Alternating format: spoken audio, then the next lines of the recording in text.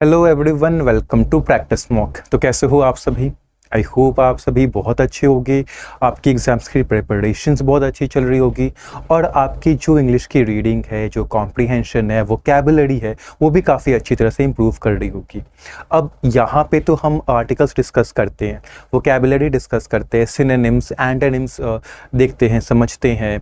उसके बाद कुछ प्रैक्टिस क्वेश्चंस भी हम डिस्कस करते हैं उस आर्टिकल पे बेस्ड, जिससे आपने जो सेशन में सीखा, जो अंडरस्टैंडिंग डेवलप की, उसको आप वहाँ पे इम्प्लीमेंट करते हो। बट इससे भी थोड़ा आगे आपको जाना है, आपको क्वेश्चंस प्रैक्टिस करने, क्योंकि यहाँ पे तो आपने अपनी रीडिंग प्रैक्टिस कर ली, आपने अपनी अंडरस्टैंडिंग कॉम्प्रिहेंशन डेवलप कर ली, वोकैबुलरी सीख ली, बट वो जो लर्निंग आपकी हुई है, जो अंडरस्टैंडिंग आपकी डेवलप हुई है, उसको आपको इम्प्लीमेंट करना है। कैसे करोगे? मॉक्स लगाओ। मॉक्स में आपके रीडिंग कॉम्प्रिहेंशन वोकैब वाले क्वेश्चंस होते हैं, आरसी होता है, आपका क्लोज पैसेज होता है, पैराजिम्बल होता है, ठीक है, फिलर्स होते हैं। तो इनमें आपके ये जो 3 सेक्शंस है, रीडिंग, कॉम्प्रिहेंशन, वोकैबुलरी, ये आपकी टेस्ट होती है। तो इन तरह के क्वेश्चंस को ज़्यादा से ज़्यादा प्रैक्टिस करो, जिससे आप जो सीख रहे हो वो शार्पन हो, रिफाइन हो, जिसका बेनिफिट आपको जो फाइनल, जो आपका एक्चुअल एग्ज़ाम है, वहाँ पे आपको मिले। तो चलिए स्टार्ट करते हैं आज का सेशन, ठीक है।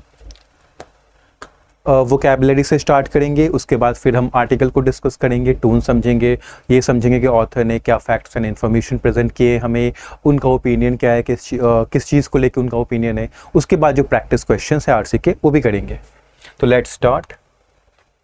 हम स्टार्ट करेंगे वोकैबुलरी से, और फिर पहला हमारा वर्ड है वो है मिसलीडिंग। ये एक एडजेक्टिव है, ठीक है। अब मिसलीडिंग का मतलब क्या होता है? जो चीज़ मिसलीड करे, लीड मतलब सही रास्ता दिखाना, सही राह दिखाना, मिसलीड कर रही है मतलब सही राह नहीं दिखा रही है, हमें गलत रास्ता दिखा रही है, धोखा दे रही है। तो ऐसी कोई चीज़ जो एक रॉन्ग आइडिया या इम्प्रेशन दे, या आपको ऐसा कुछ बिलीव कराए जो कि ट्रू नहीं है, तो उसको मिसलीडिंग कहते हैं, ठीक है। गिविंग द रॉन्ग आइडिया और impression and making you believe something that is not true. और सिनोनिम्स क्या होंगे इसके? डिसेप्टिव, स्पेक्युअस। डिसेप्टिव भी वही होता है, डिसेप्शन से रिलेटेड है। डिसेप्शन क्या होता है? इल्यूजन होता है, आपको लगता है कि सच है बट सच नहीं होता है। तो वो चीज़ जो डिसेप्टिव है वो आपको दिखाएगी, वो आपको बताएगी कि जो आपको दिख रहा है, जो आपको समझ आ रहा है, वो सच है, वो ट्रू है, बट वो वैसा होता नहीं है, वो फॉल्स होता है, वो इनकरेक्ट होता है। स्पेक्युअस भी वही होता है, ठीक है। आपको लग रहा है कि ऊपर ऊपर से कि सही है बट सही नहीं है, गलत है, तो ऐसी चीज़ को स्पेक्युअस कहते हैं। एंटोनिम्स क्या होगा? फोर्थराइट, जेन्युइन। फोर्थराइट क्या होता है? ऑनेस्ट, ठीक है। जैसा दिख रहा है वैसा ही एक्चुअलिटी में है, रियल में वो वैसा ही है, कोई धोखा नहीं है, कोई इल्यूजन नहीं है, कोई डिसेप्शन नहीं है। जेन्युइन क्या होता है? रियल होता है, एक्चुअल होता है, ऑथेंटिक होता है, मतलब सच्चा, जो ट्रू है, जो आपका करेक्ट है। Second word is defiance. ये क्या? ये नाउन है। अब देखो डिफायंस क्या होता है?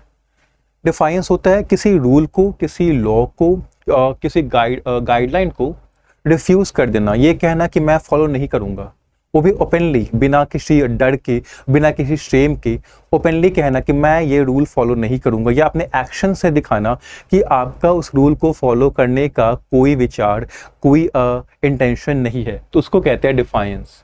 और क्या कहते हैं? वायोलेशन कहते हैं, नॉन कंप्लायंस कहते हैं। वायोलेशन एंड नॉन कंप्लायंस दोनों का ही मतलब होता है रूल को या तो तोड़ देना या रूल को ना मानना। एंटोनिम्स क्या होंगे इसके? कन्फॉर्मिटी, ऑब्जर्वेंस, दोनों ही काफी इंपॉर्टेंट वर्ड्स है, तो नोट कर लेना। कन्फॉर्मिटी बना है कन्फॉर्म से, जिसका मतलब होता है अडियर करना, फॉलो करना, ऑब्जर्व करना, किस चीज को? रूल्स को, गाइडलाइंस को, जो भी स्टैंडर्ड्स हैं उनको। ऑब्जर्वेंस भी ऑब्जर्व करने से बना है, ऑब्जर्व करना मतलब फॉलो करना होता है, तो ऑब्जर्वेंस ऑब्जर्व करना का ही नाउन फॉर्म है। थर्ड इज राउज्ड, वर्ब की सेकंड एंड वर्ब की थर्ड फॉर्म है। अब राउज्ड का मतलब क्या होता है? राउज्ड का मतलब होता है कि देखो, एक वर्ड होता है अराउज्ड, इसका मतलब क्या होता है? वोकअप, किसी को जगा देना। ये जो राउज्ड है ये भी जगाने के ही सेंस में आता है, बट इस तरह से जगाना कि वो जो पर्सन है वो एक्शन ले सके। वो सोया हुआ नहीं था, वो इनएक्टिव था, ठीक है, इन अ सेंस कि सोया हुआ ही था। कहते हैं ना कि सो मत, जागे रहो, मतलब सोने का मतलब क्या सेंस है कि बेड पे आप नहीं सोए हो लेकिन आप इनएक्टिव हो, आप एक्शन नहीं ले रहे हो। तो जो राउज्ड करता है मतलब कि उसको जगाना कि वो एक्शन जो राइट एक्शन है, जो एप्रोप्रिएट एक्शन है, वो उसको ले सके। तो made somebody want to start doing something when they were not active और इंटरेस्टेड इन डूइंग इट। वो एक्टिव नहीं थे, वो इंटरेस्टेड नहीं थे, आपने कुछ ऐसा बोला, कुछ किया और कुछ मोटिवेशन दिया कि उनको वो जागे और उन्होंने वो डिसाइड किया कि वो इस काम को करेंगे, उसको कहते हैं राउज्ड। और क्या कहते हैं? स्टर्ड कहते हैं, गैल्वनाइज्ड कहते हैं। गैल्वनाइज्ड बहुत इंपॉर्टेंट वर्ड है। इसका भी मतलब होता है किसी को एक्साइट करना, किसी को राउज करना कि वो एक्शन ले जाके। Antonyms deterred and dissuaded. Deter करना मतलब रोकना, उसको इम्पीड करना, हिंडर करना, प्रिवेंट करना कि वो एक्शन ना ले। डिसुएड करना मतलब डिस्करेज करना कि वो पर्टिकुलर एक्शन ना ले, वो पीछे हट जाए। फोर्थ इज एम्बॉडी, वर्ब की फर्स्ट फॉर्म है। एम्बॉडी मतलब किसी आइडिया या किसी क्वालिटी को आप रिप्रेजेंट कर रहे हो, ठीक है, तो उसको हम कहते हैं उस आइडिया को आप एम्बॉडी कर रहे हो, उस क्वालिटी को आप एम्बॉडी कर रहे हो। कैसे?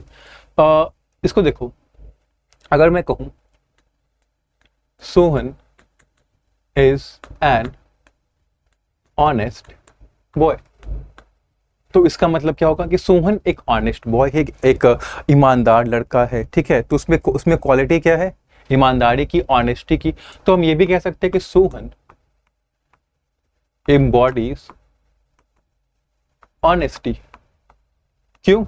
क्योंकि उसमें वो क्वालिटी है, वो इस क्वालिटी को रिप्रेजेंट करता है अपने एक्शन से, अपने वर्ड्स से, अपने बिहेवियर से, बिलीफ से, थॉट से, वो ऑनेस्टी दिखाता है, तो उस आइडिया को रिप्रेजेंट करता है। तो हम कह सकते हैं कि सोहन एम्बॉडीज ऑनेस्टी। तो एम्बॉडी का मतलब वही होता है कि किसी आइडिया को और किसी पर्टिकुलर फीलिंग को, क्वालिटी को रिप्रेजेंट करना। और क्या करना? पर्सोनिफाई भी करना, मैनिफेस्ट भी करना। दोनों का ही मतलब वही होता है कि किसी आइडिया को, किसी क्वालिटी को आप दिखा रहे हो, रिप्रेजेंट कर रहे हो। एंटोनिम्स क्या होगा? बिलाई, मिस रिप्रेजेंट। बिलाई मतलब क्या होता है?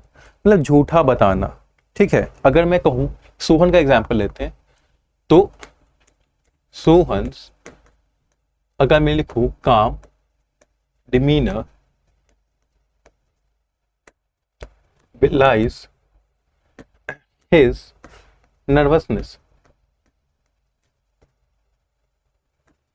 तो सोहन का जो काम डिमीनर है, जो उसका काम बिहेवियर है, जो उसका अपीयरेंस है, ये सबको दिख रहा है कि वो काम है, वो एक्चुअली क्या बता रहा है? बिलाई कर रहा है, मतलब कि झूठा बता रहा है। क्या? उसके नर्वसनेस को, मतलब कि वो नर्वस है अंदर से, बट फेस पे नर्वस नहीं दिख रहा है, फेस पे कोई और क्वालिटी दिख रही है। किसकी? कामनेस की, ठीक है। तो ये काम की जो क्वालिटी है झूठी है, ये एक्चुअल में तो वो नर्वस है, बस वो शो कर रहा है कि वो काम है। तो यहाँ पे वो उस क्वालिटी को रिप्रेजेंट नहीं कर रहा है जो क्वालिटी उसके अंदर है, तो इसे हम कहते हैं बिलाई कर रहा है। यहाँ पे वो ऑनेस्ट था, उसके अंदर ऑनेस्टी थी, तो वही रिप्रेजेंट कर रहा था, बट यहाँ पे उसके अंदर नर्वसनेस था, बट वो क्या कर रहा है? काम दिखा रहा था, तो यहाँ पे वो बिलाई कर रहा था। मिस रिप्रेजेंट भी वही होता है, गलत दिखाना। 5 इज आर। अब आयर क्या है? ये नाउन है, इसका मतलब क्या होता है? एंगर, गुस्सा। और क्या मतलब होता है? Fury, indignation, wrath, pique. ये सारे जो वर्ड्स हैं इनका मतलब होता है एंगर, अनोयंस, ठीक है। एंटोनिम क्या होगा? डिलाइट होगा, happiness, containment and satisfaction. 6th is evade, verb की फर्स्ट फॉर्म है। इवेड करना मतलब होता है किसी रिस्पॉन्सिबिलिटी से, किसी ऑब्लिगेशन से बच जाना, कुछ ऐसा करना या कुछ ऐसी तरकीब लगाना, कुछ ट्रिक करना कि आपको वो रिस्पॉन्सिबिलिटी और वो ऑब्लिगेशन फुलफिल ना करना पड़े, उसको हम कहते हैं evade. To find a way of not doing something, especially something that legally और morally you should do. Synonyms क्या होंगे इसके? डॉज होगा, अवॉइड होगा। डॉज करना भी वही होता है, बच के निकल जाना। आप रिस्पॉन्सिबिलिटी फुलफिल नहीं करनी पड़ी, बच के निकल गए, अवॉइड कर गए आप। एंटोनिम्स क्या होगा? ऑब्लाइज करना। ऑब्लाइज मीन्स कि आपको एक पर्टिकुलर एक्शन है, वो आपकी रिस्पॉन्सिबिलिटी है, वो आपको फुलफिल करनी है, आपको ऑब्लाइज करना है, आपकी ऑब्लिगेशन है। अंडरगो मतलब वही होता है एक्सपीरियंस करना, सफ़र करना उस पर्टिकुलर रिस्पॉन्सिबिलिटी को। तो ये दोनों वर्ड्स एंटोनिम्स हैं। 7th is प्रीज्यूमेबली। प्रीज्यूमेबली मतलब क्या होता है? ये हम तब कहते हैं जब हम एकदम सर्टेन नहीं होते, हमें लग रहा होता है कि प्रोबेबली कोई चीज़ प्रोबेबली ट्रू है, पॉसिबली ट्रू है, मतलब कि उसके ट्रू होने की चांसेस है, लाइक्लीहुड है कि हो सकती है, but we don't have evidence, we don't have proof कि हम उसको 100% सर्टेन कर दे कि वो ट्रू है। तो अगर कोई चीज़ 100% सर्टेन नहीं है बट हमें ऐसा लग रहा है कि ट्रू हो सकती है, तो उसके लिए हम प्रीज्यूमेबली यूज़ करते हैं। और क्या यूज़ करते हैं? सीमिंगली यूज़ करते हैं, सपोजेडली यूज़ करते हैं। अब अगर हमारे पास एविडेंस है, हम उसको कर सकते हैं 100% कन्फर्म, तो हम क्या कहेंगे? हम कहेंगे सर्टेनली, हम कहेंगे अनडाउटफुली, अनडाउटली। ठीक है। इट इज टेंडेंसी नाउन है, ये जो था ये था एडवर्ब, ये है नाउन। अब टेंडेंसी क्या होती है? इफ समबडी और something has a particular tendency, अगर किसी में कोई टेंडेंसी होती है तो वो उस तरह से बिहेव करता है या उस तरह से एक्ट करता है। ठीक है। इसको मैं एक एग्जाम्पल की तरह समझाता हूँ। अब अगर मैं सोहन का एग्जाम्पल फिर से लूँ, Sohan has a tendency to steal, मतलब सोहन को किस चीज की टेंडेंसी है? स्टील करने की, चोरी करने की। तो अगर सोहन को ये टेंडेंसी है तो वो स्टील जरूर करेगा, वो चोरी जरूर करेगा। ठीक है। तो यहाँ पे वही मीनिंग आ रही है कि किसी में, जैसे यहाँ पे सोहन में एक पर्टिकुलर टेंडेंसी है तो वो एक्ट करेगा, जब भी उसको मौका मिलेगा वो स्टील करेगा, वो खुद को रोक नहीं पाएगा, क्योंकि जो जिन पर्सन में किसी चीज को करने की टेंडेंसी होती है वो खुद को रोक नहीं पाते, वो वैसा करने लगते हैं बिना अनकॉन्शियसली, कॉन्शियसली वो वैसा कर बैठते ही हैं। ठीक है। तो उस चीज को हम टेंडेंसी कहते हैं। सिनोनिम्स क्या होता है इसका? Predisposition, inclination. प्रीडिस्पोजिशन भी वही होता है, और पर्टिकुलर चीज की तरफ आपका झुकाव है कि आपको वो चीज करनी ही है। ठीक है। इंक्लिनेशन भी हुई होता है, झुकाव होना किसी चीज की तरफ कि आप खुद को रोक नहीं सकते वो काम को करने से। एंटोनिम्स क्या होगा इसका? अवर्जन, रिपग्नेंस। अवर्जन होता है डिसलाइक, रिपग्नेंस हेटरेड। ठीक है। तो आप किसी चीज को डिसलाइक करते हो, आप किसी चीज को हेट करते हो, अवर्ट करते हो, तो क्या होगा उसमें? आप उस चीज को नहीं करोगे। तो इसलिए ये दोनों वर्ड्स टेंडेंसी के एंटोनिम्स है। 9 इज सेटेड। ठीक है। सेटेड क्या एडजेक्टिव है? Having had so much of something that you do not need any more, मतलब आपके पास इतना है, किसी कोई चीज है वो इतनी ज्यादा क्वालिटी में कि आपको और नहीं चाहिए, यानी कि आप सेटिस्फाइड हो उस चीज को लेके, आपको और उस चीज की जरूरत नहीं है, तो उसको हम कहते हैं सेटेड। और क्या कहते हैं? सैटिस्फाइड कहते हैं, क्वेंच्ड कहते हैं। Antonyms deprived, starved. डिप्राइव कब होता है इंसान? जब उसके पास पर्टिकुलर चीज नहीं होती है। ठीक है। स्टार्व्ड भी तभी होता है, स्टार्व मतलब कि भूखा। ठीक है। तो अब आपके पास पर्टिकुलर चीज नहीं है तो it means you are hungry for that thing. ठीक है। 10 इज फॉल्टर, वर्ब की फर्स्ट फॉर्म है। फॉल्टर का मतलब क्या होता है? वीक हो जाना या लेस इफेक्टिव हो जाना, मतलब कि टू बिकम वीकर और लेस इफेक्टिव। और क्या होता है synonyms? Flag and wither. Flag, wither. और ये वीक कब होते हो? हम कब कहेंगे कि कोई चीज, कोई पर्सन फॉल्टर कर रहा है, कोई एक्शन फॉल्टर कर रहा है, फ्लैग कर रहा है, विदर कर रहा है, मतलब जब कोई डिफिकल्टी आ गई सामने से, कोई चैलेंजेस आ गए, तो उसमें उतना कैपेसिटी नहीं है, उतनी स्ट्रेंथ नहीं है कि उस चैलेंज से लड़ सके, तो वो फॉल्टर करने लगता है, वो वीक होने लगता है उस चैलेंज के सामने, लेस इफेक्टिव होने लगता है उस चैलेंज के सामने। एंटोनिम्स क्या होगा? परसिस्ट करना, प्रिजर्वियर करना। इन दोनों का मतलब होता है टू कंटिन्यू, मतलब कि चैलेंजेस आए, in the face of challenges.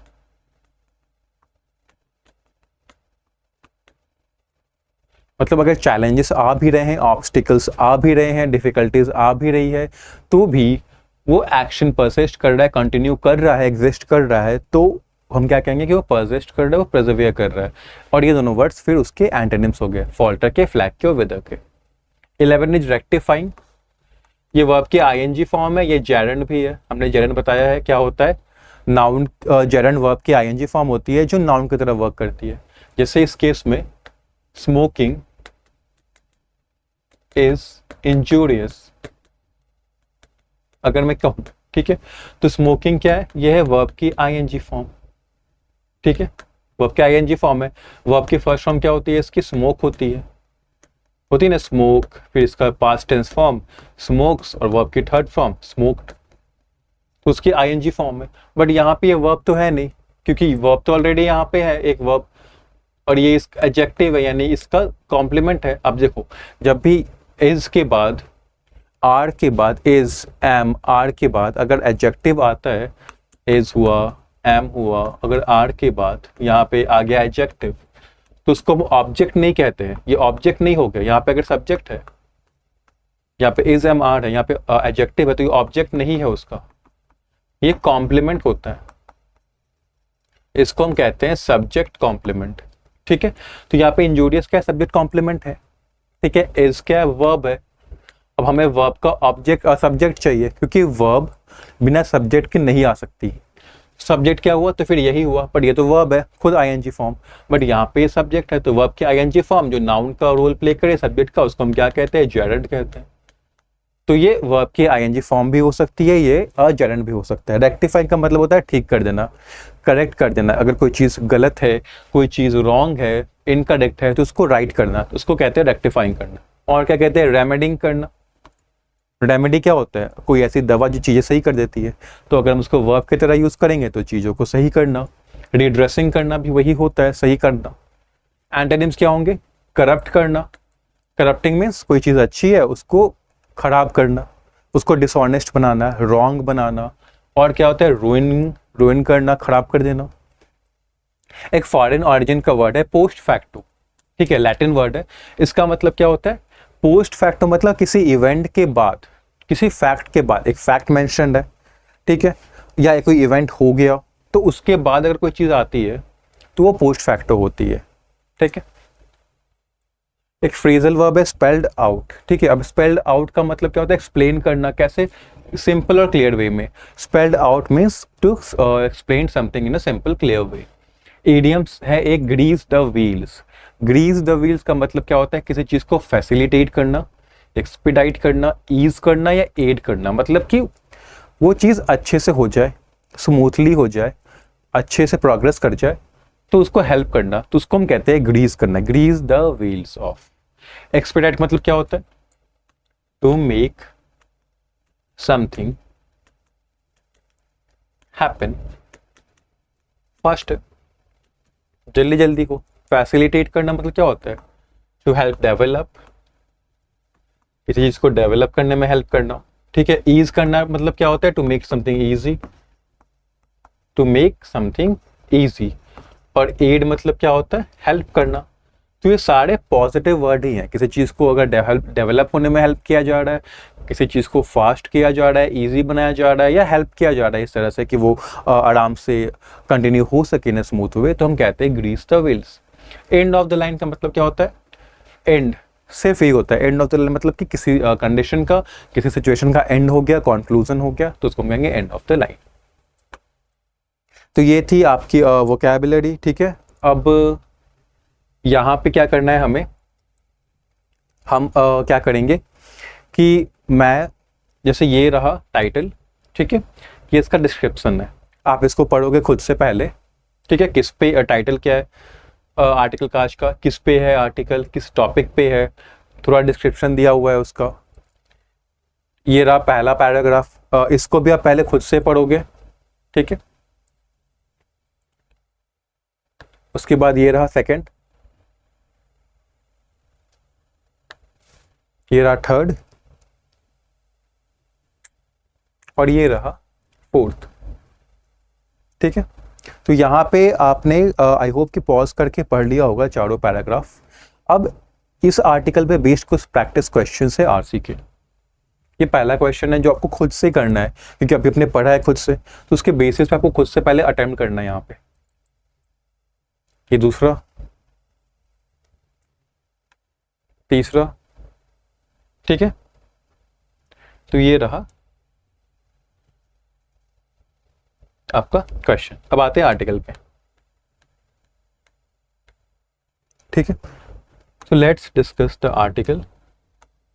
क्या है, बाय अनदर नेम मतलब किसी और नाम से, ये टाइटल है। On misleading advertisements fake medicine. ठीक है, ऐसे एडवर्टाइजमेंट जो मिसलीडिंग है, जो धोखा देते हैं, जो एडवर्टाइजमेंट देखता है कंज्यूमर्स है, जो लोग हैं उनको धोखा देने के लिए बनाया गया है इस तरह के एडवर्टाइजमेंट्स। फेक मेडिसिन मतलब कि नकली मेडिसिन जो है, नकली दवा। फिर क्या है, courts should act against fake medicine not just control advertising. मतलब कोर्ट्स को फेक मेडिसिन के अगेंस्ट एक्शन लेना चाहिए। ठीक है, सिर्फ एडवर्टाइजिंग को कंट्रोल नहीं करना चाहिए, मतलब बताया क्या जा रहा है कि कोर्ट्स अभी सिर्फ एडवर्टाइजिंग कंट्रोल कर रहे हैं, बट वो सफिशिएंट नहीं है, उनको थोड़ा और करना चाहिए और फेक मेडिसिन के अगेंस्ट एक्शन लेनी चाहिए। आते हैं, On August 27, a bench of the Supreme Court of India found itself reaching once again for idioms over a matter involving misleading advertisements of Ayurveda, Siddha and Unani products. तो क्या हुआ कि August 27 में Supreme Court of India का एक bench था, that bench found itself reaching once again for idioms का मतलब क्या है? Found itself reaching once again for idioms मतलब कि reaching मतलब कि वो फिर से ढूंढने लगे। जो बेंच थे सुप्रीम कोर्ट ऑफ इंडिया के, वो फिर से ढूंढने लगे, सर्च करने लगे, किसको? ईडियम्स सर्च करने लगे। ईडियम्स किससे रिलेटेड? ऐसे मैटर से रिलेटेड जो कि इन्वॉल्व करता है मिसलीडिंग एडवर्टाइजमेंट, मतलब झूठी एडवर्टाइजमेंट्स, धोखा देने वाले एडवर्टाइजमेंट्स, किसके? आयुर्वेदा, सिद्धा और यूनानी प्रोडक्ट्स के। तो फाउंड इटसेल्फ रीचिंग मतलब ईडियम्स का मतलब कि वो फिर से ईडियम्स ढूंढने लग गए सिचुएशन को डिस्क्राइब करने के लिए। ठीक है, यहाँ पे उसका मतलब क्या कि वो फिर से दे वर लाइक एग्जैस्परेटेड, वो गुस्सा थे, एनॉयड थे। ठीक है, ठीक है, तो यहाँ पे ऑथर ने उनके बेंच है उनके गुस्से को, उनके अनोयंस को, इस मैटर पे जो उनका गुस्सा है, जो अनोयंस है, जो भी उनकी इस तरह की फीलिंग्स हैं, उनको उन फीलिंग्स को रिप्रेजेंट करने के लिए ऑथर ने ये लाइन लिखी है, found itself reaching once again for idioms over a matter involve misleading advertisements of Ayurveda, Siddha and यूनानी प्रोडक्ट्स। इस अगर सेंटेंस की बात करें तो यहाँ पे बस ऑथर ने, अगर इसका जिस्ट हम समझे सेंटेंस का, ऑथर क्या कहना चाह रहे हैं, तो ऑथर ये आइडिया कन्वे करना चाह रहे हैं कि supreme court was dissatisfied with the matter, they were not happy with the matter, वो अनहैप्पी थे, वो एंग्री थे इस मैटर को लेके जिसमें मिसलीडिंग एडवर्टाइजमेंट्स आयुर्वेदा, सिद्धा और यूनानी प्रोडक्ट्स के इन्वॉल्व थे। Earlier this year, another bench had concluded proceedings against Patanjali Ayurveda over its defiance of an order to not publicize unproven or unprovable medicinal claims attached to its products. अब earlier this year, ठीक है, इस साल की शुरुआत में, इससे पहले क्या हुआ कि एक दूसरा बेंच था, उसने कंक्लूड किया, मतलब फिनिश किया था प्रोसीडिंग्स। किसके अगेंस्ट प्रोसीडिंग्स चल रही थी कोर्ट में? पतंजलि आयुर्वेद के अगेंस्ट प्रोसीडिंग्स चल रही थी। ठीक है, साल के शुरुआत में तो एक बेंच ने वो प्रोसीडिंग्स कंप्लीट किया, फिनिश किया। ठीक है, क्यों प्रोसीडिंग्स क्यों चल रही थी पतंजलि आयुर्वेद के अगेंस्ट? क्योंकि उसने एक ऑर्डर को डिफाई किया था, उसने ऑर्डर को फॉलो नहीं किया था। कौन सा ऑर्डर था? कि उसको अनप्रूवन या अनप्रूवेबल मेडिसिनल क्लेम्स, मतलब ऐसे क्लेम्स कि ये दवा इस तरह की बेनिफिट कर देगी, ये दवा ये ठीक कर देगी, वैसे क्लेम जो कि प्रूव नहीं किए गए हैं या प्रूव नहीं किए जा सकते हैं, ठीक है, उस तरह के क्लेम्स को वो अपने प्रोडक्ट्स में एडवर्टाइज कर रही थी, पब्लिसाइज कर रही थी। ठीक है, तो उनको एक ऑर्डर मिला था नहीं करने का, बट फिर भी उन्होंने वो ऑर्डर नहीं माना। इसके लिए साल के शुरुआत में पतंजलि आयुर्वेद के अगेंस्ट प्रोसीडिंग्स चल रही थी और बेंच ने उसको कंक्लूड किया था। Towards the end of that matter, various state level regulatory agencies were finally roused to act against Patanjali Ayurveda over these claims. ठीक है, तो जब ये प्रोसीडिंग्स खत्म होते अपने खत्म जो कंप्लीशन पे आ गई थी, बस खत्म होने ही वाली थी, तो बहुत सारे स्टेट लेवल रेगुलेटरी एजेंसीज थे, दे वर फाइनली राउज्ड टू एक्ट, मतलब लास्टली फाइनली उनको मोटिवेशन मिला, वो इनकरेज हुए कि वो एक्शन ले पतंजलि आयुर्वेद के अगेंस्ट। ठीक है, इन क्लेम्स को लेके, while the court ordered it to publish media advertisements apologizing for its action. जबकि कोर्ट ने क्या ऑर्डर किया पतंजलि आयुर्वेद को कि वो मीडिया में जाए और अपने इन एक्शंस के लिए अपोलोजाइज करें। जो उनका जो ये एक्शन था कि उन्होंने ऐसे क्लेम्स को एडवर्टाइज किया था जो कि प्रूव नहीं किए जा सकते या नहीं प्रूव किए गए हैं, फिर भी कह रहे हैं कि हमारी दवा ये कर सकती है, वो कर सकती है, इस तरह के क्लेम्स को आपने पब्लिसाइज किया, एडवर्टाइज किया, इसके लिए आप जाके मीडिया में अपोलोजाइज करो, माफी मांगो।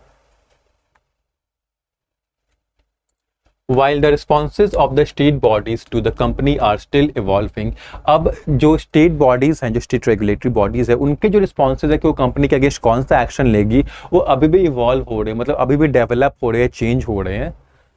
The courts own verdict seemed to embody a belief that nothing more could be done. लेकिन एक तरफ तो रिस्पॉन्सेज जो स्टेट बॉडीज के हैं वो तो इवॉल्व हो रहे हैं, वो तो चेंज हो रहे हैं, ठीक है, अलग अलग तरह से स्टेट्स ले रही हैं एक्शन पतंजलि आयुर्वेद के अगेंस्ट, लेकिन कोर्ट का जो वर्डिक्ट है वो ऐसा लग रहा है कि ये बिलीफ रिप्रेजेंट कर रहा है कि इससे ज़्यादा कुछ नहीं किया जा सकता। मतलब कोर्ट का ऑर्डर जो था कि आप ये अपोलोजाइज करो मीडिया में जाके, इससे ज़्यादा कोर्ट कुछ नहीं कर सकती, ऐसा एक बिलीफ लग रहा है देखने से। And this belief casts the court's current ire against the Ministry of Ayush in a particular light. और इसी बिलीफ ही ये रीजन है जो कोर्ट का जो अभी का गुस्सा है मिनिस्ट्री ऑफ आयुष के खिलाफ, ये इसी बिलीफ की ही वजह से है, ठीक है। थोड़ा सा इम्पैक्ट इस बिलीफ का भी पड़ा है। India's drug manufacturers and regulators are caught between ensuring high quality, which leads to higher manufacturing costs, while keeping consumer prices down so that patients can access the drugs they need. अब देखो India के जो drug manufacturers हैं और जो regulators हैं, they are caught between, मतलब फंसे हुए हैं दो चीज़ों के बीच में। किन दो चीज़ों के बीच में फंसे हुए हैं?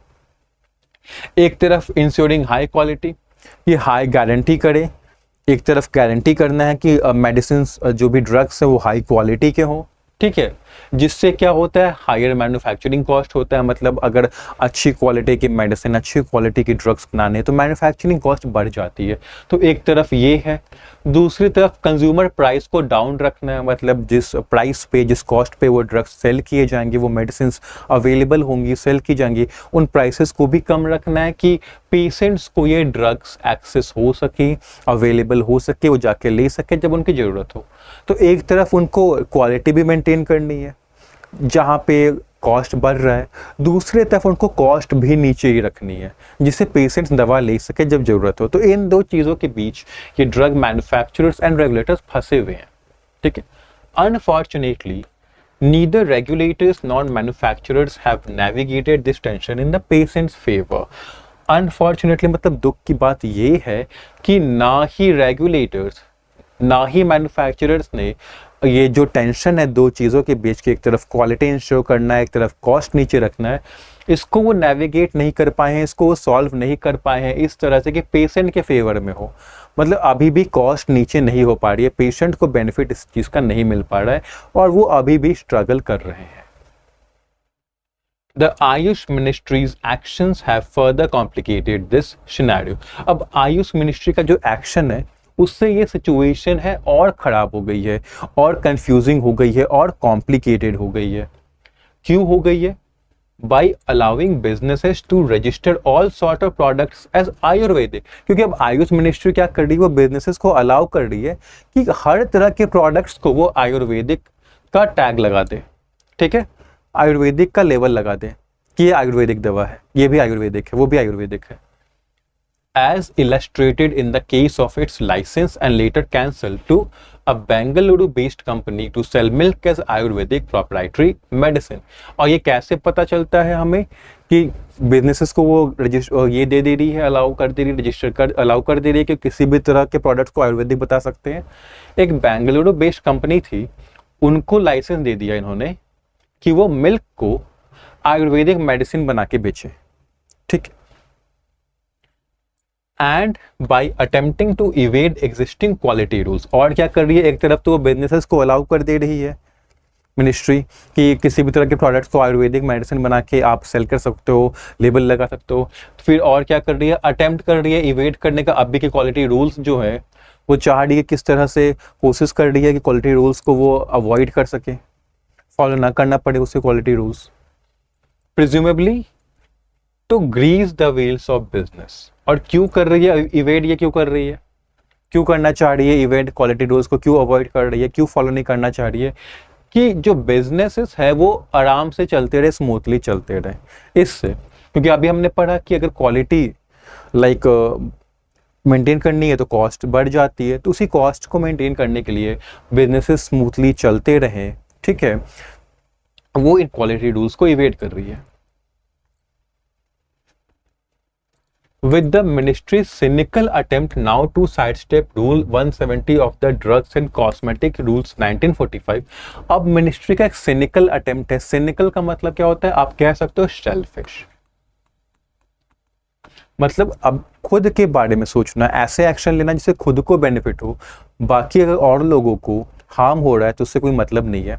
अगर बेनिफिट हो रहा है खुद को तो ऐसे एक्शंस को हम सिनिकल कहते हैं। तो while the ministry cynical attempt with the ministry cynical attempt now, अब एक मिनिस्ट्री का एक सेल्फिश अटेम्प्ट और भी है क्या, कि रूल्स 170 जो है ड्रग्स एंड कॉस्मेटिक रूल्स 1945 का, उसको अब साइड स्टेप करने की कोशिश कर रही है, उससे बचने की कोशिश कर रही है। और ये रूल क्या कहता है, विच पैनलाइजेस मिसलीडिंग एडवर्टीजमेंट्स ऑफ आयुर्वेदा, सिद्ध एंड यूनानी प्रोडक्ट्स। और ये क्या करता है, ये रूल ये पैनलाइज करता है, मतलब पनिशमेंट ये करता है, इस्टेब्लिश करता है किसके लिए, अगर आपने मिसलीडिंग एडवर्टाइजमेंट्स निकाला आयुर्वेदा, सिद्ध एंड यूनानी प्रोडक्ट्स का, तो आपको पनिश किया जाएगा। और इसी रूल को वो साइड स्टेप कर रही है, मतलब मिनिस्ट्री कोशिश कर रही है कि मिसलीडिंग एडवर्टाइजमेंट्स में इन्वॉल्व हो जाए, काइंड ऑफ आयुर्वेदा, सिद्ध और यूनानी प्रोडक्ट्स के, ठीक है। तो उनका यही अटेम्प्ट है कि ये जो रूल है रूल 170 इससे बच के निकल जाए।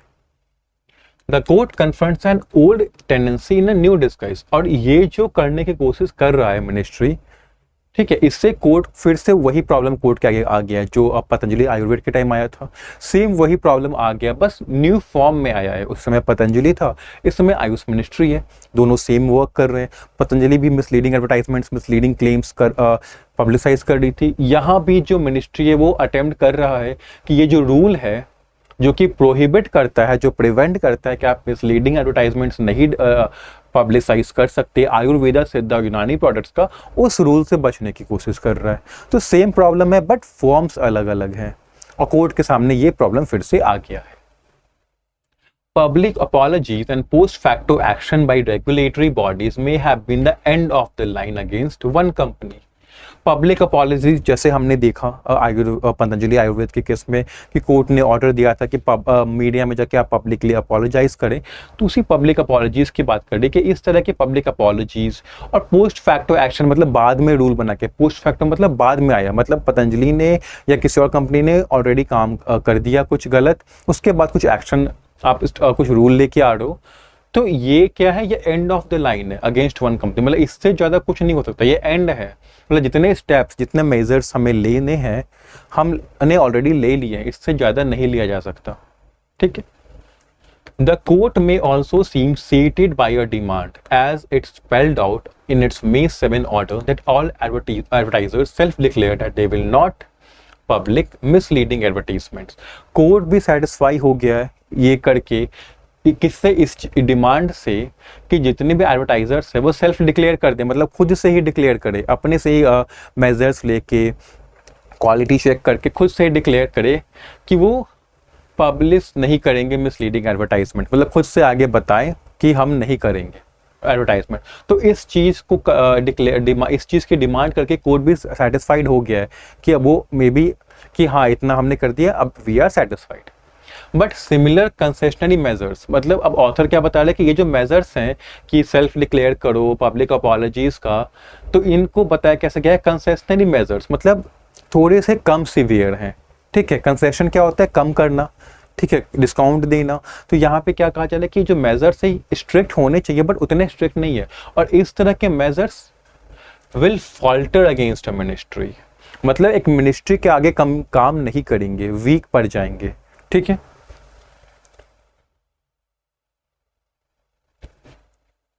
Medicine quality and manufacturer inspections are disuniform. Medicine की क्वालिटी और जो इंस्पेक्शन होता है मैन्युफैक्चर की तरफ से, जो क्वालिटी चेक करते हैं, एनालिसिस करते हैं, वो डिसयूनिफॉर्म है, मतलब बराबर नहीं है, कहीं पे होता है कहीं पे नहीं होता है, हो भी रहा है तो कहीं पे हो रहा है अच्छे से, कहीं पे नहीं हो रहा है अच्छे से। More so in the alternative medicine space, especially जो ऑल्टरनेटिव मेडिसिन स्पेस है जैसे आयुर्वेदा है, यूनानी है, उन तरह के मेडिसिन स्पेस में तो और ज़्यादा डिसयूनिफॉर्म है ये medicine quality and manufacturing inspection. And regulating advertisements has emerged as a last ditch backstop against bad products entering the market. और जो रेगुलेट करना है एडवर्टीजमेंट्स को लेके कि एडवर्टीजमेंट्स मिसलीडिंग ना हो, तो किस तरह के एडवर्टीजमेंट जाएं, किस तरह के ना जाएं, तो उन एडवर्टाइजमेंट को रेगुलेट करने का जो काम है ये सामने आया है लास्ट डिच बैकस्टॉप बन के। लास्ट डिच बैकस्टॉप किसको कहते हैं? जब सारे एक्शंस फेल हो गए, यही एकमात्र रास्ता बचा है। मतलब कि एडवर्टाइजमेंट्स को रेगुलेट करना ही लास्ट आखिरी रास्ता बचा है। किसके अगेंस्ट? कि इससे कि बैड प्रोडक्ट्स नहीं जाए मार्केट में। मतलब सब कुछ ट्राई कर लिया गया कि बैड प्रोडक्ट्स मार्केट में नहीं जाए, बचता क्या है? यही कि एडवर्टाइजमेंट को रेगुलेट किया जाए। In the face of progressively weakening protections against what is ultimately fake medicine, अब क्या है कि जो प्रोटेक्शंस है फेक मेडिसिन के अगेंस्ट वो क्या हो रहे हैं? वो कमजोर पड़ते जा रहे हैं। ठीक है, मतलब उतने स्ट्रॉन्ग प्रोटेक्शन नहीं है कि फेक मेडिसिन को रोका जा सके मार्केट में जाने से। The most preferred outcome in the present matter would be for the court to look at past declaration। जो सबसे प्रेफर्ड आउटकम है, जो सबसे ऑथर कह रहे हैं जो सबसे अच्छी चीज़ है जो करनी चाहिए कोर्ट को, वो ये कि जितने भी पास्ट डिक्लेरेशंस हैं, जितने अभी जो कंपनीज है जिन्होंने पास्ट में डिक्लेरेशन किया है कि नहीं हम मिसलीडिंग एडवर्टाइजमेंट नहीं करेंगे, उन डिक्लेरेशन को चेक करना चाहिए कोर्ट को, चाहे वो सेल्फ मेड हो या किसी भी तरह से किए गए हो।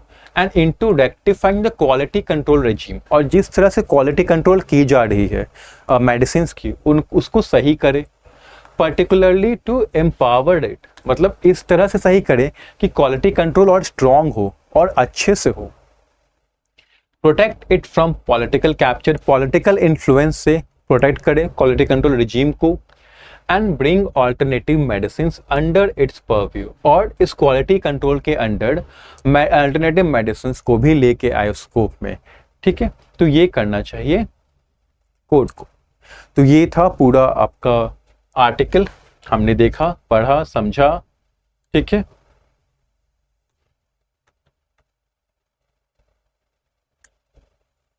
अब आते हैं क्वेश्चंस पे।